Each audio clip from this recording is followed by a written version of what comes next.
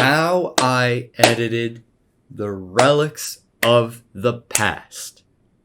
Part 3, the last of 3 parts for this video, the relics of the past. To end it off, we're gonna end with the ending sequence. In my opinion, the best and most difficult thing I've ever freaking edited in my goddamn life.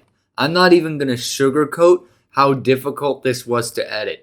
If you want to do this, you need some goddamn determination in order to get through it. This is a nightmare. With all that out of the way, let's just get started. To start off, we have a couple of clips that aren't edited super heavily. They just have some minor color correction on them and they're spliced when they need to be. Underneath though is this little ambient electronic music that I wrote. I wrote fucking music for this. It's not super complicated and its only purpose is to serve the dialogue that's underneath it in the final edit.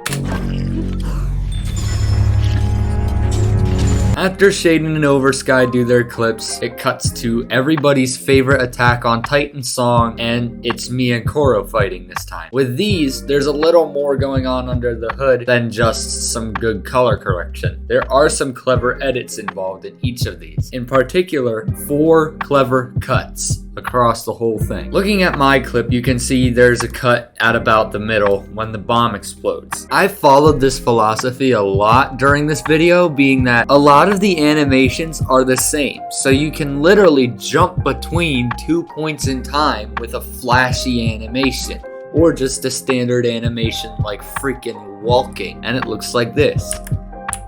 Koro's clip has a lot more transitions in it. By that I mean 2 more than mine. With Koro's transitions, some of them are more obvious than others. In particular, the last one. I want to see if you all can spot it.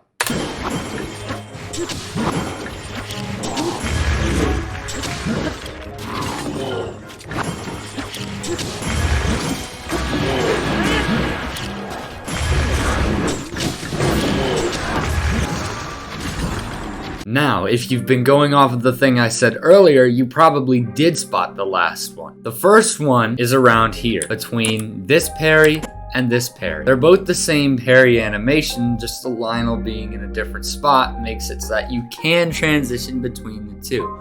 It's the same with this one. Parry here, then cut here. Same animation, different spot. But this one is a lot harder to notice. This one in particular is a failed shield block reset, and it cuts into a normal shield block reset. Because the animation for the bomb is seamless every single time you play it, you can get away with that. But it's especially hard to notice since Koro was in the same spot, doing the same move at a different time. So it made it really, really easy. Thank you very much for not moving, Koro, in that particular moment. This is just some cutscene that I put the VHS thing on that I talked about earlier, but this next part is a very, very little transition that kind of revolves into the little lightning thing that I talked about earlier. All this guy is, there's 3 frames here, and each one, it's just this circle mask expanding farther and farther each time. And the whole reason I did that is because there's a bomb arrow explosion there, and you can use flashes to cut between things, like I mentioned earlier, and I'll probably mention 50 more times before I'm done with this. You do that, and then you stack a white PNG on top of it, and it looks seamless.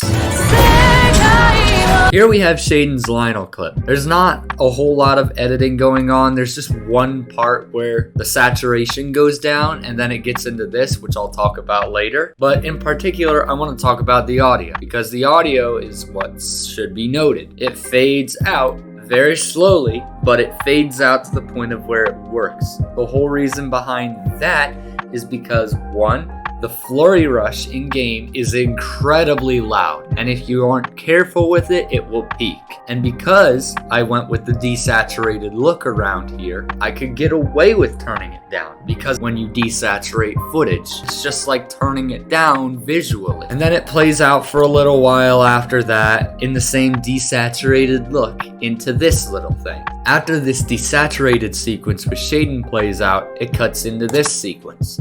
If you've paid attention to the other videos, I'll link those, don't worry, you would have heard me talk about the infamous square mask, like in the other videos, in particular with the unbounded footage and the Calamity Ganon thing. I don't exactly know what to call it. It's a monstrosity. But it's a square, rectangle, whatever you want to call it, around the video, pushed in a little bit and feathered a lot so that it looks like a withered picture frame. I put an old video effect on the top. That's this guy right here. And I recorrected the crap out of the color because without it, it looks like that. And I hate that. And yeah, it then cuts into my bokoblin clip, which is not a whole lot special going on in terms of editing, just some good color correction. But if you look, there's a cut. Look at that. The whole reason I put the cut there is because it took way too long for me to find out where I had to land on the ground in order to get the next part of the clip. But that didn't matter anyway, because I just cut it out.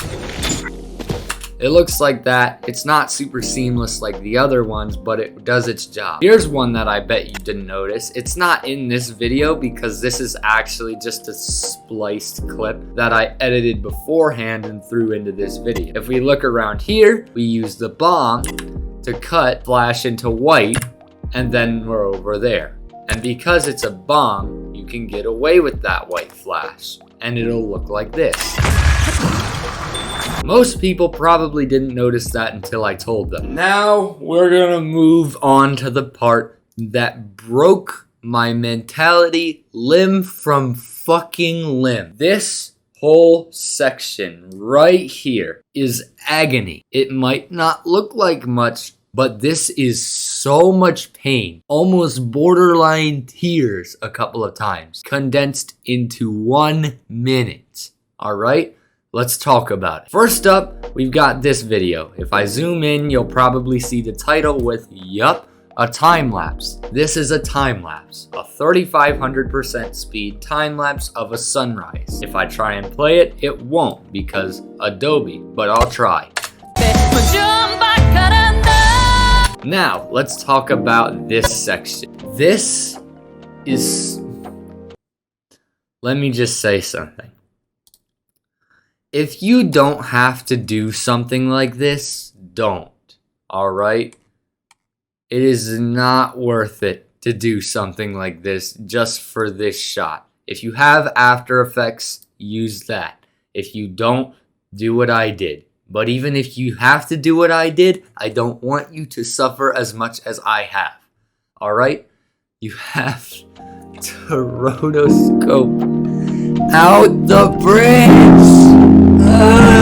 It's a rotoscoped layer around the bridge and link to make sure that it doesn't cut into this whole thing that's playing behind it. And that whole thing that's playing behind it is, guess what? Another one of those fancy murals that I mentioned from earlier. Look at it. It's awesome. It's all the memories condensed into this one little bit, and it looks sick. But it also takes way too much ass to play. This is 10 layers stacked on top of one another. And then what you do, much like I did at the start, I rotated it and moved it along the x-axis. And then it looked good. The same thing happens here, but it's not as many clips stacked on top of one another, and nor is it a mural. It's the same idea, move something along the x-axis, but it's the actual video itself. I needed the video, or at least a part of the video, to be done before I put it in the video. It's a video inception. But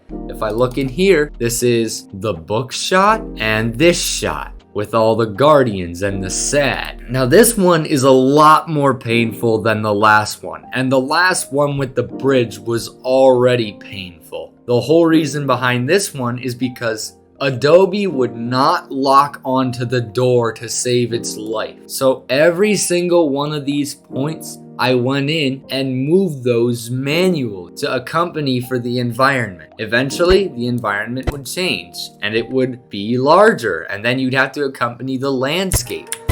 Or you would have to move it down because a new part of the environment showed up that you need to cover with the mask. It's so painful, don't do it. Up next we have this shot, what we like to call the glory shot. It is the glory shot purely because of how fucking good it looks. I cannot get over this shot for the life of me.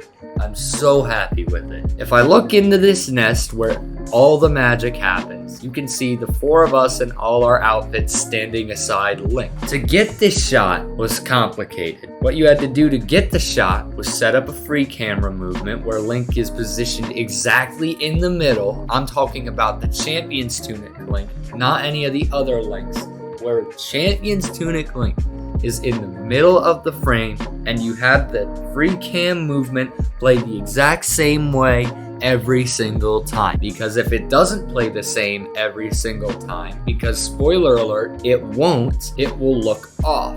And certain characters will appear higher or lower in the frame than they should be naturally. After you do that and get Link in all 5 of these positions, you take that same video and cut it up to exactly when the shot happens each time. So the frame that the free camera movement begins, you would cut it and bring it to the beginning of the other free cam movement. So the second the free camera movement begins, you would cut the video and move it to the start of everything else. Now, it will look artifacted in a couple of spots like this. This is where Koro is supposed to be. But because there was artifact in the video and the free camera movement didn't play the same way twice because game frame rates are never the same, you had to move it 3 frames over in order to compensate. And because there's that white flash at the start, you can do that and get away with it just fine, because if I go over 3 frames, Koro's there. And upon lining all of these up to the frame, you get to the rotoscoping, where you would mask out Link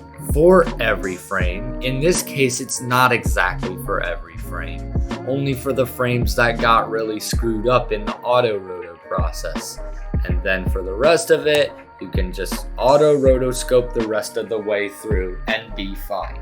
Do that 4 times across all of our character models, and then you got the glory shot. And then you do some master color correction and some repositioning, and it looks even more awesome than it already did back there. And I am not gonna shy away from saying how awesome this shot is. This shot is like freaking cinema quality shit. After the glory shot, you have this whole sequence where Zelda puts the Master Sword back in its pedestal for Link to get it another day.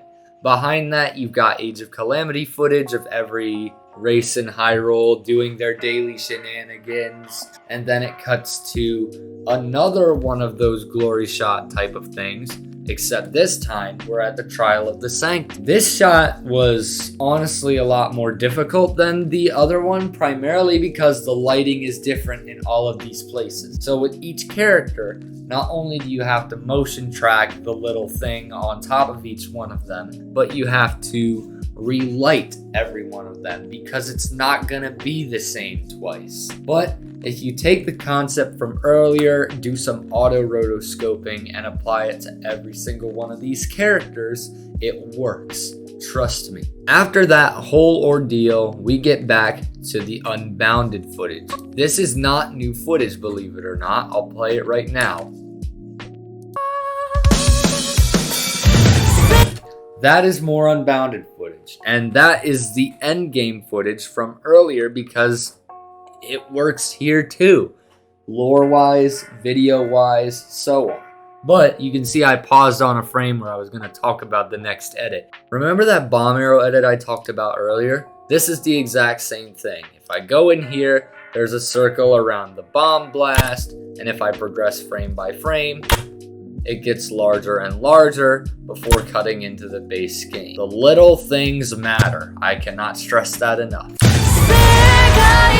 Then there's a whole Ganon fight sequence, which is highly unedited until we get to this part at the end. Here we have the texture we see when we wake up from the Shrine of Resurrection, Zelda's magic. If I look over here, it'll be more visible. This only has one effect. It's just a Luma key. It's something I need to start using more because it can key out black backgrounds perfectly every single time. After that, we have a nested sequence underneath everything else, where we have this sequence. If we dive in, we have this cutscene of Daruk, Revali, Mipha, and Urbosa, which is the same order that Zelda says it in the Zelda's Despair cutscene. I thought it was a nice cool little callback if you wanted to do more of a deep dive. Then if we get back into the nest, you can see this scene where it would dissolve into the Master Sword like that with the VHS effect on it. It brightens up because that's the end of the memory, flashes white, and then cuts to every single one of those Link and Zelda memories.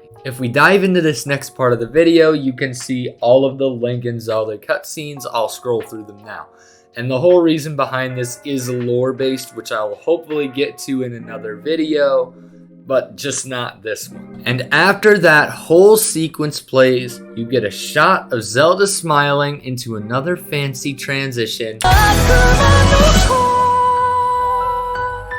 And it ends on the most satisfying shot I've ever seen. Like, oh my god. Thank you, Shadowmarth, for making the mod that let me get this shot. Could not have done it without you. Thank you so much. This is a shot that I couldn't do from Link's perspective because having Link in the shot would look a little strange. I decided to go with more of a visual storytelling route for the entirety of this part of the video because I thought too many words would make it feel boring. It would take away from the experience of being immersed in the scenery and the cinematics that you see in all the other parts of the video, especially in the combat. But after all of that, it plays out on this resonant piano, probably played in like a 100 square foot room, and then it fades away just like that.